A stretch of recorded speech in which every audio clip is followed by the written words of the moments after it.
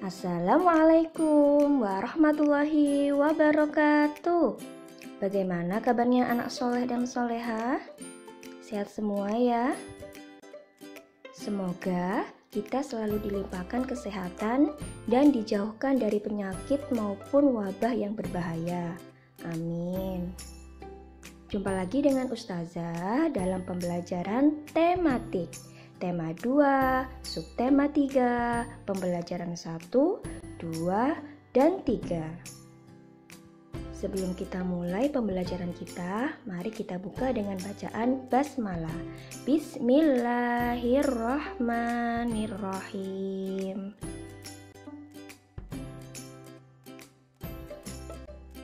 Anak-anak, kita awali dengan belajar mencari informasi melalui teks atau pengamatan gambar.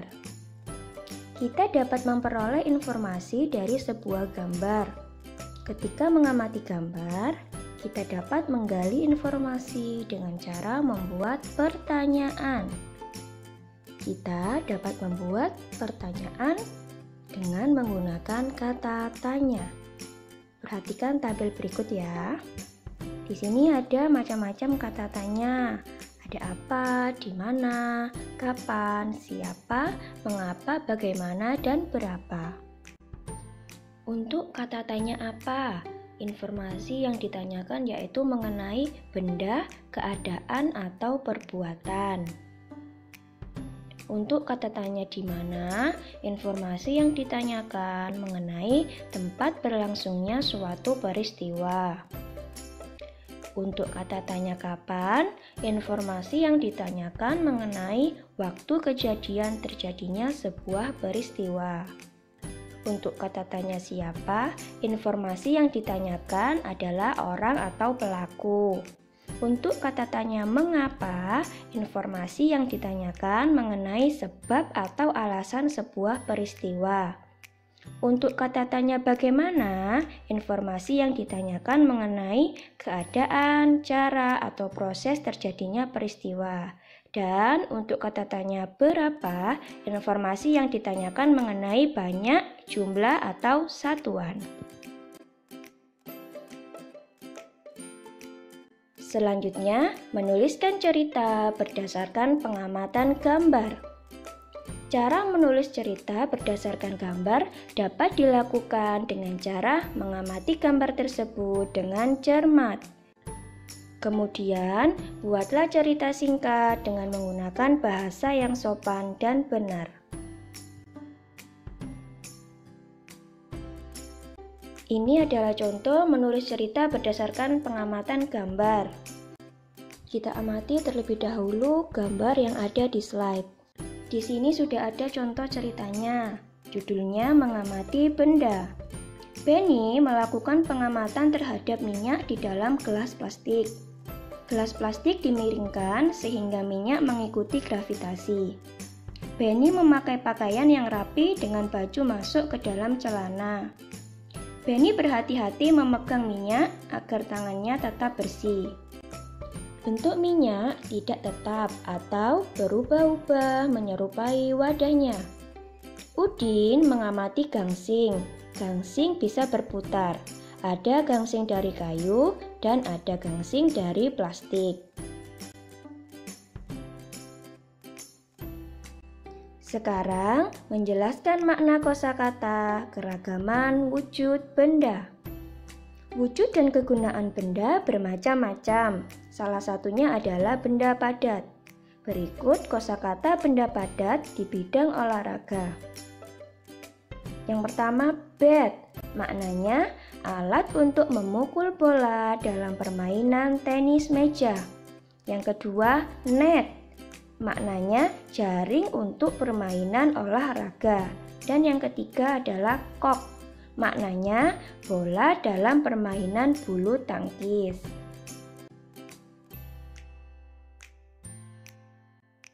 Masih semangat ya anak-anak? Kita lanjutkan. Sekarang kita belajar menyelesaikan soal yang berkaitan dengan pembagian. Pembagian berarti membagi benda menjadi beberapa kelompok sama banyak. Setiap kelompok berisi sama banyak. Hasil pembagian juga dapat dicari dengan melakukan pengurangan berulang.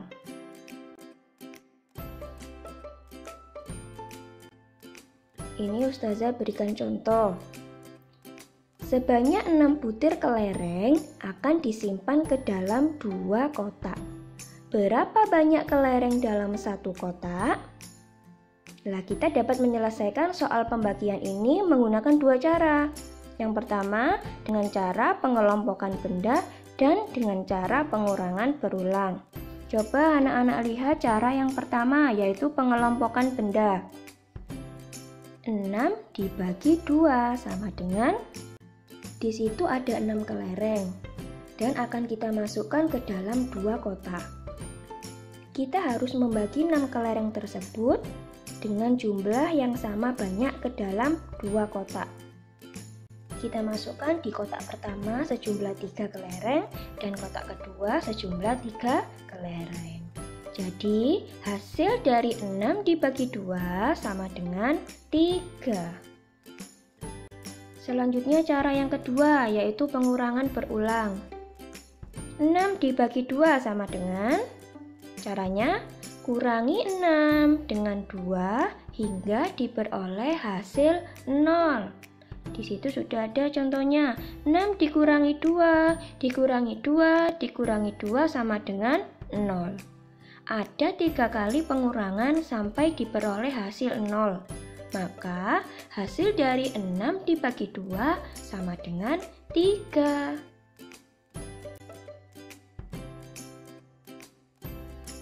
Selanjutnya, menyebutkan alat dan bahan untuk menggambar imajinatif. Gambar imajinatif adalah gambar yang dibuat berdasarkan khayalan. Pilihlah peralatan yang aman. Misalnya, 1. Pensil warna, 2. Krayon, 3. Spidol warna, dan 4. Cat warna. Kalian bisa membuat cat warna sendiri dengan menggunakan tepung dan pewarna makanan yang dicampur dengan air.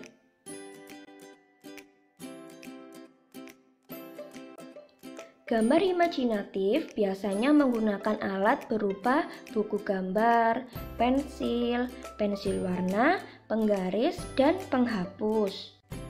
Jika menggunakan krayon, kalian dapat mewarnai dengan cara gradasi atau gelap terang.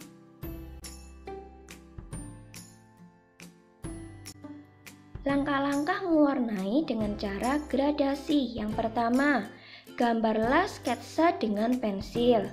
Yang kedua, warnailah bagian tepi gambar dengan warna gelap. Dan yang ketiga, warnailah bagian dalam dengan warna terang.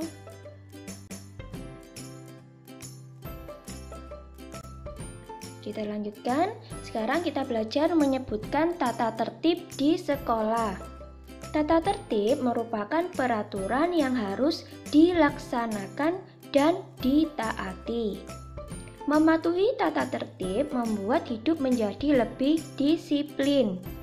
Contoh tata tertib di sekolah yaitu memakai seragam sesuai jadwal.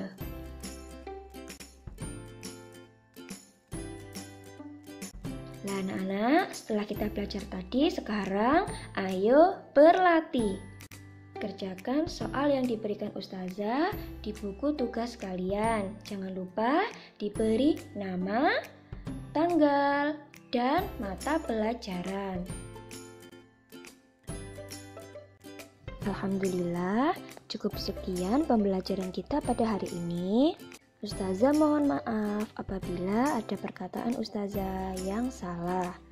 Ustazah akhiri. Assalamualaikum warahmatullahi wabarakatuh.